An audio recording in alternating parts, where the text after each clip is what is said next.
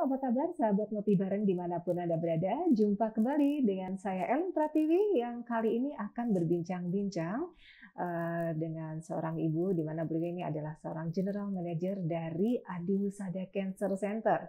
Nah, kalau Anda mendengar Adi Husada Cancer Center, tentunya Anda akan teringat ada berita-berita yang banyak sekali muncul di ngopibareng.id ini yang terkait dengan informasi kanker dan penanganannya yang sangat luar biasa di Adi Husada Cancer Center. Nah, kami terima kasih sekali karena kerjasama ngopibareng.id dengan Adi Husada Cancer Center ini telah berjalan sekian lama dan mudah-mudahan bisa memberikan manfaat bagi masyarakat sekitar.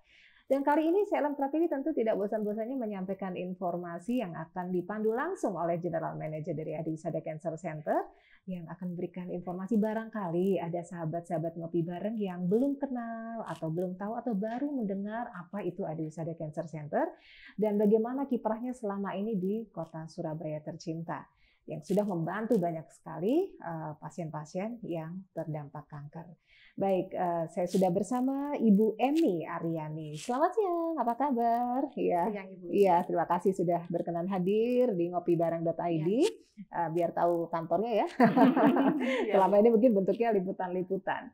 Baik, nah ini bagi sahabat-sahabat ngopi bareng, mudah-mudahan sudah tidak asing lagi karena sudah ada kerjasama yang agak lama dengan ngopibareng.id. Nah, kali ini barangkali di-remind kembali apa ada hal-hal yang baru di Adi Husada Cancer Center ini yang terkait juga ini apalagi masa pandemi ya. Mungkin gimana kabar teman-teman dan tim di sana? Apakah sehat-sehat semua Bu Emi? Sehat semua, alhamdulillah. Syukurlah ya. Jadi silakan. Okay. Jadi memang saat ini memang pandemi ya. Jadi memang pelayanan kita tidak bisa berhenti, tetap harus melayani pasien-pasien yang membutuhkan. Mungkin dulu awal-awal sempet ya berhenti sebentar, kemudian dengan protokol dulu, begitu? Ya, pertama kali waktu COVID, pertama kali dulu di Indonesia kita sempat memang pelayanan pasti tidak boleh berhenti karena pasien itu kan akan selalu membutuhkan dan treatment sebenarnya kan tidak boleh ditunda.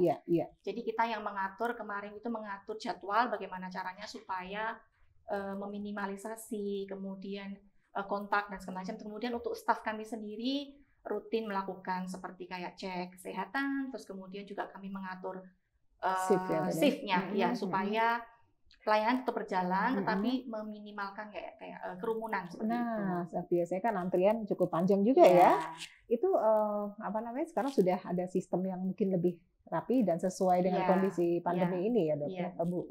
Bu Emi ya. Nah, ini bagaimana ini untuk saat ini? Sudah mulai nggak ketakutan kan awal-awal itu banyak pasien yang agak takut gitu untuk datang ke ke rumah sakit, ke klinik gitu. Jadi memang awal-awal dulu memang sempat terjadi penurunan ya, maksudnya pasien pun juga enggan ke rumah sakit karena dulu pun juga ada himbauan pemerintah kalau tidak penting atau tidak darurat jangan ke rumah sakit. Tetapi kanker sendiri kan bukan penyakit yang bisa ditunda. Semakin cepat diobati atau ditangani, kemungkinan dan peluang untuk sembuhnya semakin tinggi seperti itu. Jadi kita tetap terus dari Adi Husada Cancer Center terus mengedukasi masyarakat bahwa jangan menunda. Waktu itu adalah penting kan gitu. Jadi dengan edukasi melalui sosial media, melalui mungkin WhatsApp, grup dan lain sebagainya, saat ini memang sudah normal. Jadi memang pasien-pasien ataupun penderita-penderita sudah mulai normal dan kita pun juga lagi ya memastikan bahwa di Adi Husada Cancer Center itu protokol kesehatan dan segala macam tetap kita jalankan. Baik, luar biasa. Itu tadi penjelasan singkat untuk kondisi terkini di Adi Husada Cancer Center. Jadi bagi para sahabat yang mungkin membutuhkan bantuan yang terkait dengan kanker, nggak usah menunda-nunda lagi ya. Jadi lebih cepat menurut Bu Emi lebih bagus supaya bisa tepat tertangani, tidak lama-lama. Mungkin juga tindakan-tindakannya juga tidak perlu yang sampai yang berat-berat begitu ya. Baik, kita masuk sekarang ke dijelaskan tentang Adi Husada Cancer Center. Ini kan menggunakan nama Adi Husada begitu ya. Kemudian sejak kapan juga Adi Husada ada Cancer Center-nya gitu di Jalan Undan ya? Baik, silakan Bu Emi. Jadi mungkin untuk sedikit overview, Rumah Sakit Adi Husada Undaan Wetan itu sendiri sudah berdiri lebih dari 90 tahun. Jadi sudah trusted ya. Jadi melihat bahwa memang tingkat penderita kanker sekarang semakin meningkat. Jadi semakin lama itu kan semakin tinggi. Dulu usia-usia mungkin di atas 50 tahun, sekarang pun 30-an juga ada yang sudah terkena. Jadi memang dari perkumpulan Adiusada dan kemudian juga rumah sakit Adiusada memang membuat suatu cancer center di mana harapan kita cancer center ini bisa lebih banyak membantu pasien-pasien yang mungkin di area mungkin Surabaya sekitarnya dan harapan kita Indonesia Timur ataupun seluruh Indonesia untuk mendapatkan akses pengobatan kanker yang terintegrasi. Jadi nggak harus kemana-mana ataupun mungkin juga harus ke luar negeri. Ya, apalagi pandemi ini jadi bisa ya. Akses terdekat dari rumah juga mungkin tidak perlu susah-susah ke sana dan terintegrasi. Harapan kita memberikan treatment yang lebih baik. Tepatnya sejak tahun berapa? Mulai operasional pertama kali di Desember 2017 sampai sekarang. Jadi memasuki usia yang ke-4 tahun. Oke, dan 4 tahun ini merupakan pencapaian luar biasa. Artinya ada peningkatan begitu dari sisi pasien begitu? Dari data memang dari pasien memang dari tahun ke tahun itu terus meningkat. Memang sempat kemarin pada waktu pertama kali pandemi ada sedikit penurunan rasanya ya semuanya ya. Tapi begitu mungkin di semester kedua 2020 pun itu sudah berangsur-angsur normal karena seperti yang mungkin tadi saya sampaikan harusnya tidak boleh ditunda karena semakin cepat penanganan kemungkinan sembuhnya itu semakin besar. Baik, jadi ini sudah jelas bahwa untuk ini mungkin awalnya ada permintaan meningkatnya pasien kanker barangkali yang ada di rumah sakit Adiusada, kemudian dibikinlah tersendiri begitu dan areanya itu ada di satu lokasi di rumah sakit Adiusada dan sudah dilengkapi dengan berbagai alat-alat terapi yang memang dibantu disediakan untuk membantu pasien kanker. Jadi nggak usah mondar-mandir begitu ya. Oke, bisa dijelaskan apa saja yang sudah diboyong di Adiusada Cancer Center ini, ada apa saja? Itu nanti kalau nggak salah ada 4 lantai ya, Ibu ya. Oke.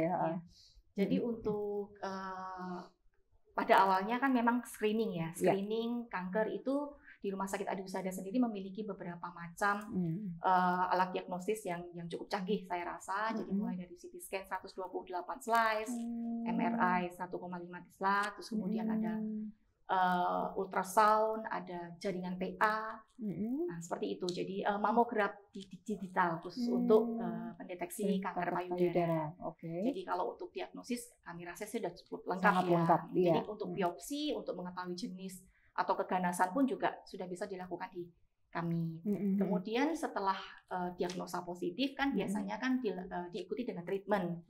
Jadi memang ada 2 macam treatment, garis besarnya kan ada 2, yaitu kemoterapi dan radioterapi. Beberapa jenis kanker kan memang ada yang disertai pembedahan, ada yang tidak. Jadi kalau pembedahan pun di Adiusada Cancer Center melalui dokter-dokter spesialis bedah di Adiusada juga sudah bisa melakukannya. Tenaganya kan sudah siap dari rumah sakit. Iya. Nah ini fasilitas yang paling baru berarti 4 tahun ini ya itu ya berarti ya. Jadi memang untuk radioterapi sudah cukup canggih lah artinya. Sudah cukup. Untuk mesinnya sendiri juga kita yang kita miliki cukup canggih. Jadi bisa melayani dari mulai 2 dimensi, 3 dimensi, IMRT sampai dengan teknik IGRT pun.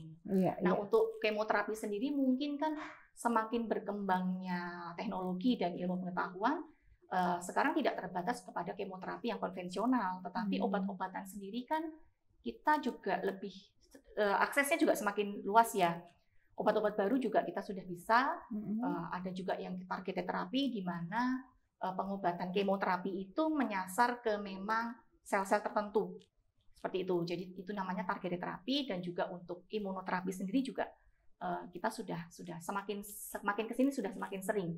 Oke, sudah teruji ya 4 tahun ini berarti sudah mengikuti segala perkembangan yang ada dan semakin banyak kepercayaan masyarakat yang meningkat dalam memanfaatkan layanan dari Adiusada Cancer Center. Nah ini pasien-pasien ini apakah terhubung satu sama lain? Bagaimana mereka bisa merasa nyaman? Mungkin di rumah kan kita tahu orang dengan cancer itu pasti ya setenang-tenangnya mereka tuh pasti ada masalah psikis, mestinya mungkin takut, kemudian cemas dan sebagainya. Nah ini kan jadi tambahan ekstra pekerjaan selain memeriksa kondisi kankernya sendiri, tetapi secara psikis pasien itu pasti ada masalah. Umumnya sih begitu ya dok. Karena saya juga ada saudara-saudara yang terkena. Bagaimana Adiusada Cancer Center mengatasi hal-hal seperti ini?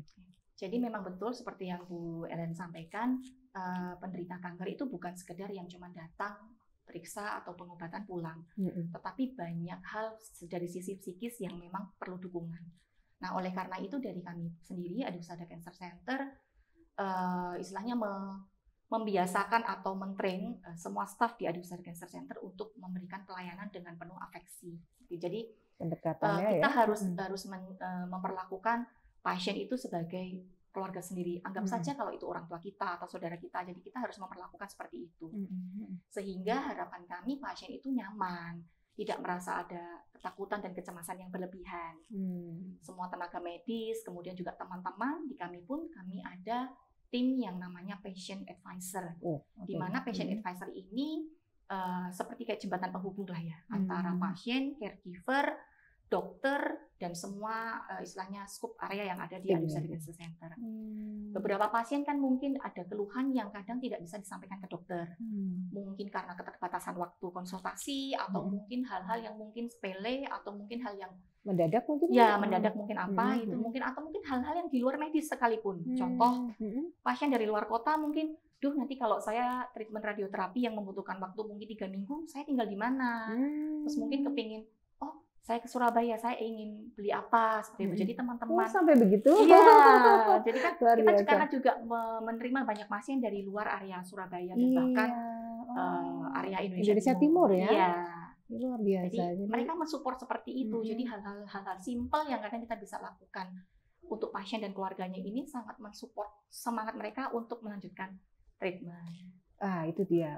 Jadi fasilitasnya selain juga peralatan dan juga secara medis, tetapi yang non medis juga tetap dijalankan. Artinya human pendekatan human touch-nya itu tetap ada, karena paham betul ya soal cancer ini adalah berkaitan dengan psikis, kejiwaan, juga dengan kecemasan, stres dan sebagainya. Nah, apakah tenaga-tenaga yang berkaitan dengan psikologi apa juga ada di sana, Bu Eni? Oke. Ada juga ya. Dokter juga ada. Kemudian apa mereka saya lihat di sosmednya Adiwusada Cancer Center ini juga kadang-kadang ada kumpulan beberapa orang, mungkin sebelum pandemi dulu lebih sering ya, itu berkumpul, apa mereka saling mengenal itu sebenarnya, apakah mereka tergabung dalam satu komunitas atau bagaimana? Jadi untuk Adiwusada Cancer Center sendiri mempunyai relation dengan beberapa komunitas yang sudah ada, dan juga kita sendiri sebenarnya punya komunitas sendiri pasien-pasiennya Adiwusada Cancer Center. Jadi di komunitas ini biasanya memang kita maintain ya, maksudnya memberikan tadi seperti informasi update yang terbaru ya, terus kemudian motivasi itu juga penting, motivasi betul. Jadi survivor itu dikumpulkan nanti jadi sharing sesama penderita atau penyintas itu pun kadang memang menguatkan seperti itu. Jadi oleh karena itu kita tahu bahwa pentingnya kekuatan power ini ya, saling support ini kita tahu. Jadi harapannya seperti itu. Terus kemudian juga selain kegiatan seperti itu, kita juga ada kegiatan yang mungkin lebih kepada kreativitas, mengalihkan kecemasan kepada hal-hal yang mungkin ya seperti kayak craft, mungkin olahraga ringan, kemudian health talk seperti itu. Saya suka nanti lain kali menyanyi kali ya. Bikin karaoke bersama ya. Saya nanti yang pimpin. Jadi begitu. Ini itu sebenarnya kegiatan yang mengalihkan itu tadi ya. Nanti dipikirkan betul apa ya yang kira-kira bisa membuat mereka fun, refresh gitu. Itu bisa dilakukan di rumah juga begitu ya. Mungkin diajarinya di secara online ya sekarang ya. Mungkin bisa kumpul. Tahun lalu masih bisa datang beberapa orang begitu. Sekarang mungkin syukurlah kalau begitu. Saya senang mendengar ini karena pemahamannya itu luas sekali ya untuk penderita atau juga penyintas dari kanker ini. Nah, biasanya kan tidak hanya perempuan ya, ada yang pria juga ya. Saya maaf kalau saya lihat survivor yang tampil ini banyak perempuan. Apakah ada yang pria juga ya? Pria juga ada, cuman memang mungkin nature-nya kalau pria mungkin lebih tertutup ya. Tidak semua pria itu kan mungkin kayak wanita yang suka curhat atau apa. Tapi ada sih, di komunitas kita juga ada. Ada, cuman nggak nampak gitu kan. lebih ke mungkin nggak suka expose. Iya, mungkin itu. Tapi ada ya memang ya. Kanker yang biasanya di pria apa ya? Biasanya ya mungkin tenggorokan atau apa begitu? Kalau kanker pria itu paling banyak yang kami treatment ya di tempat kami itu prostat. Itu ada. Betul. Terus kemudian nasofaring. Nasofaring. Ya, nasofaring. Jadi mungkin entah mungkin karena kebiasaan rokok atau mungkin hal lain. Nah itu paling banyak itu, walaupun kanker digestif pun seperti kayak kanker usus itu pun juga ada. Banyak ya, iya ada tokoh kemarin yang terkenal itu juga artis juga kena usus.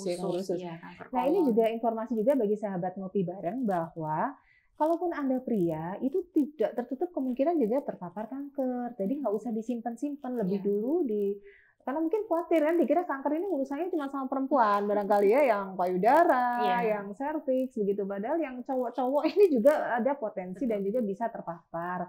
Nggak usah khawatir karena ternyata bisa juga dibantu di Adiusada Cancer Center dan banyak pasien cowoknya sehingga Anda tidak sendiri begitu. Jadi bahkan pria pun ada juga yang terkena kanker payudara. Di kami pun betul. Kami saya pernah dengar, ada ya. Ada juga sebagian pria. Nah ini kan ada tambahan informasi juga ya. Jadi jangan merasa kanker payudara milik perempuan saja. Ternyata ada pria juga yang terkena karena ada jaringan payudara yang sama begitu ya. Baik. Nah, kita lanjut lagi ya, sahabat Ngopi Bareng. Kita masih ngobrol-ngobrol di podcast ngopibareng.id bersama Ibu Emy Aryani, General Manager dari Adiusada Cancer Center yang sudah 4 tahun berkecimpung di Kota Surabaya untuk kegiatan atau juga mengobati, membantu terapi dari para penderita kanker. Nah, sekarang tadi riwayat sudah, kemudian peralatannya udah, dan kegiatan-kegiatan yang terkait dengan menjaga hubungan baik, bagaimana para penderita ini biar tetap nyaman secara psikologi ya, secara psikis. Nah sekarang saya dengar berita yang terakhir yang juga ditayangkan di Ngopi Bareng ini ada semacam kegiatan corporate social responsibility gitu. Artinya tidak hanya untuk internal, tetapi juga ini rupanya sudah bisa membantu sesama gitu. Ini bagaimana awalnya dan apa saja yang sudah dilakukan kegiatan ini? Mungkin saya bisa cerita sedikit ya. Boleh, jadi silakan. Background dari inisiatif kami di Adiusada Cancer Center ini sendiri karena kami lihat untuk kita tahu program CSR ya. CSR itu sendiri kan mungkin banyak perusahaan yang memang menyisihkan dananya untuk kegiatan seperti ini, membantu sesama. Betul. Akan tetapi memang kalau untuk membantu pasien-pasien yang kanker itu hampir jarang kami dengar. Kebanyakan kan membantu mungkin pasien seperti kayak katarak, operasi katarak, bibir sumbing. Nah, karena kan itu mungkin yang bukan penyakit kronis ya, yang mungkin yang bisa dioperasi kemudian sembuh normal. Nah, sedangkan kanker sendiri kan mungkin banyak orang beranggapan biasanya kanker itu susah disembuhkan dan semacam. Jadi seolah-olah kan kadang apakah layak dibantu atau tidak? Sedangkan menurut saya sendiri, sekecil apapun bantuan yang bisa diberikan kepada penderita, ini tuh sangat membantu bagi proses treatment dan kesembuhan masing-masing pasien. Jadi kadang mungkin kita nggak perlu memperhatikan jumlah atau nominal berapa, tetapi sekecil apapun itu kadang bisa kita salurkan. Misalnya pasien-pasien yang memang ada sedikit dana, tetapi kurang. Nah, itu kan memang membutuhkan bantuan. Nah, oleh karena itu inisiatif dari Adiusada Cancer Center sendiri memang kalau tidak ada yang memulai kan seperti itu. Jadi kita juga harus mulai memikirkan supaya tetap terbantu ya. Orang-orang yang membutuhkan ini paling nggak bisa terbantu dan juga memiliki akses pengobatan yang juga berkualitas kan gitu. Walaupun kadang ada beberapa kendala biaya. Karena kadang kalau di rumah sakit lain mungkin antriannya kan cukup panjang. Betul. Kalau mungkin menggunakan fasilitas dari pemerintah atau asuransi kan kadang memang karena keterbatasan alat, mungkin antriannya cukup panjang. Sedangkan tadi kanker memang sebaiknya sesegera mungkin dilakukan. Ya, jadi ini mungkin kita mulai dari hal yang sederhana dan mungkin jumlahnya juga memang belum yang wow seperti itu, tapi kita mulai dulu lah. Harapan kami sendiri dengan semakin mungkin di luar sana publik melihat, mungkin kan ada perusahaan-perusahaan lain yang mungkin kita perlu melihat nih sisi ini. Yang perlu dibantu nggak cuma area-area tertentu.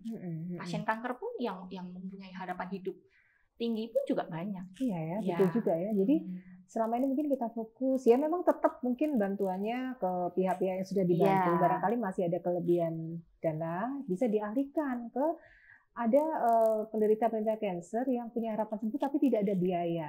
Iya, luar biasa. Ini satu hal yang menarik buat saya. Jadi bisa jadi perhatian bagi para pemilik perusahaan atau bagi para dermawan. Ini sudah dimulai kegiatan ini dan sudah ada yayasan yang menyumbang atau bagaimana? Sudah ada salah satu yayasan. Mungkin saya sebutkan di sini juga mungkin juga supaya yang lain juga ikut semangat.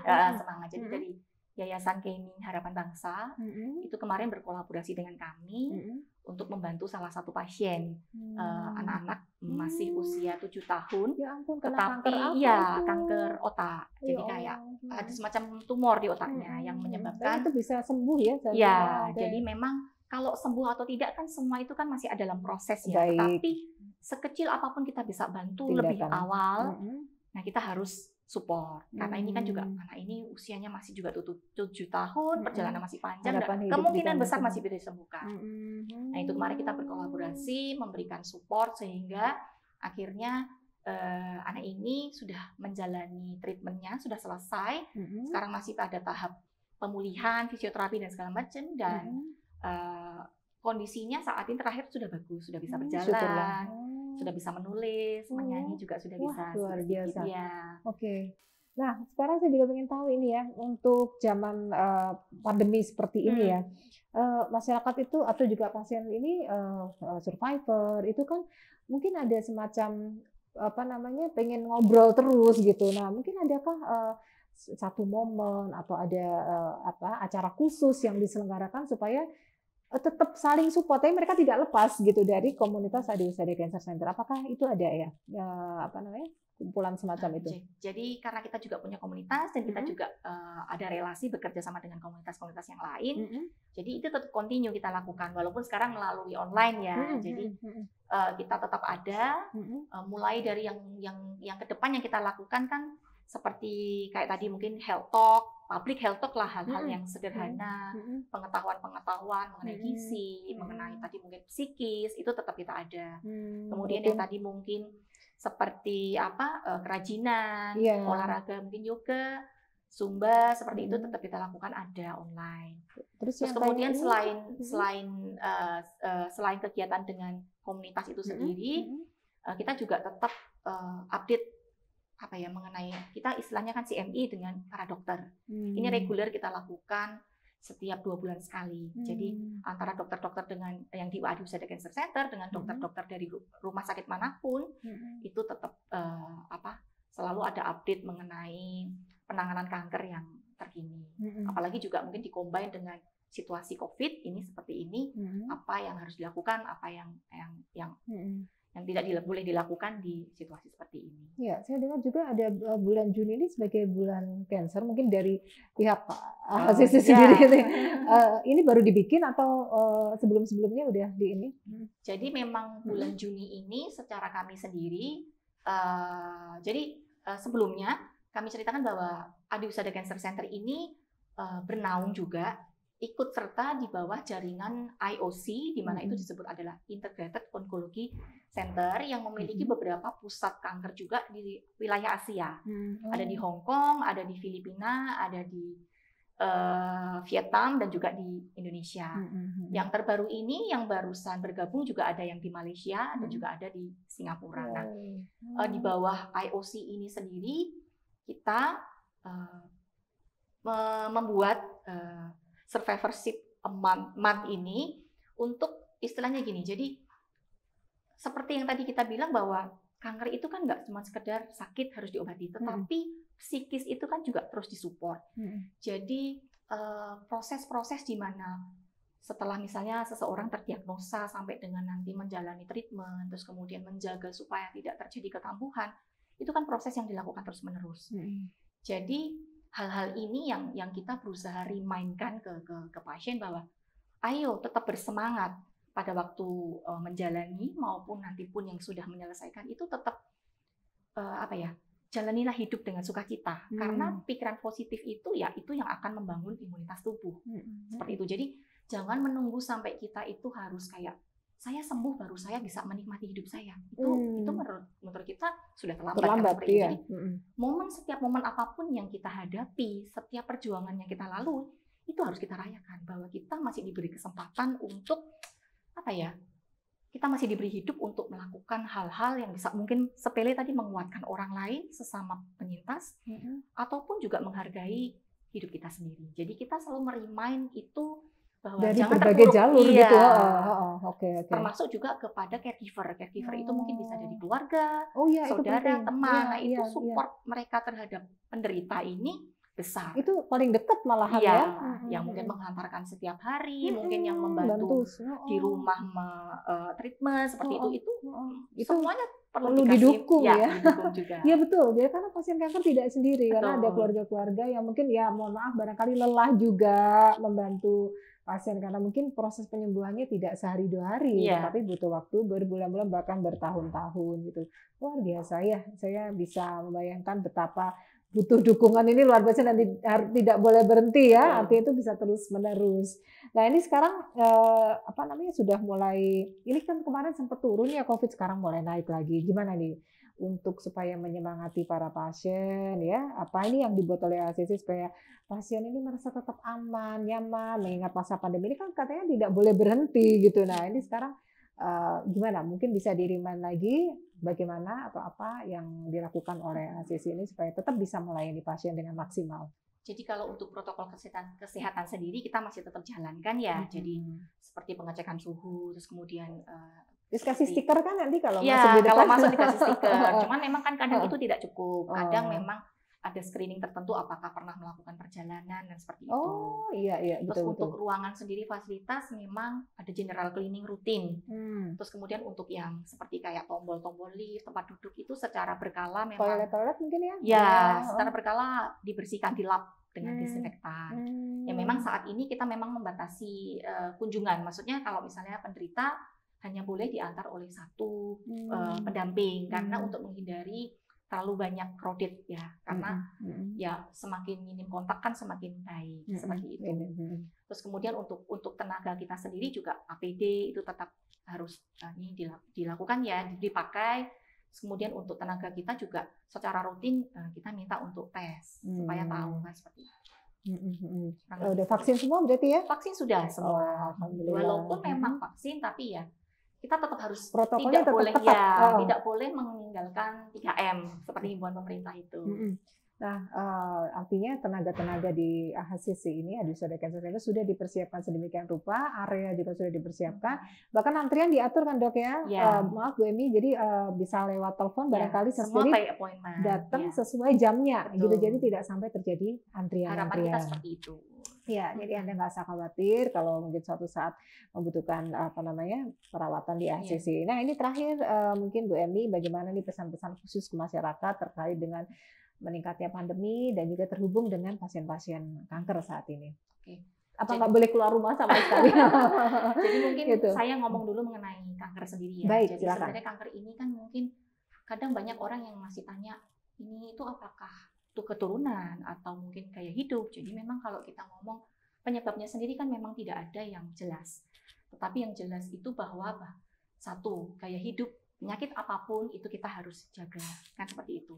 Yang kedua adalah awareness, bahwa kita tidak boleh abai dengan keluhan-keluhan yang mungkin kita rasakan sendiri, karena yang bisa mengukur tubuh kita adalah diri kita sendiri. Paling mudah kan dan sederhana itu adalah kanker payudara. Pada waktu merasa ada benjolan atau mungkin nyeri, secepat mungkin harus segera diperiksakan, karena semakin dini diketahui kanker apapun itu, kemungkinan untuk disembuhkan itu peluangnya lebih besar. Nah, sekarang kembali di masa pandemi ini, jadi memang treatment sebaiknya memang tidak boleh ditunda seperti tadi ya. Tetapi mungkin tadi itu mungkin untuk di rumah, selain itu di rumah mungkin juga makanan sehat, asupan itu tetap harus, terus kemudian juga tadi protokol kesehatan tetap harus dilakukan, pakai masker, sering cuci tangan, terus kemudian menjaga jarak dengan yang lain, hindari mungkin ke tempat-tempat umum yang kalau memang tidak urgent sekali. Memang rentan ya kalau penderita pasien ini gampang terpapar atau bagaimana ya Bu Eni? Sebenarnya pada dasarnya semua orang punya risiko yang sama, akan tetapi kan yang ditakutkan kadang kan adalah efeknya, karena kan sudah ada penyakit bawaannya itu tadi yang kanker. Jadi harapan kita sih seperti itu, tetap jaga kesehatan, stay positif lah, pikirannya juga harus ini.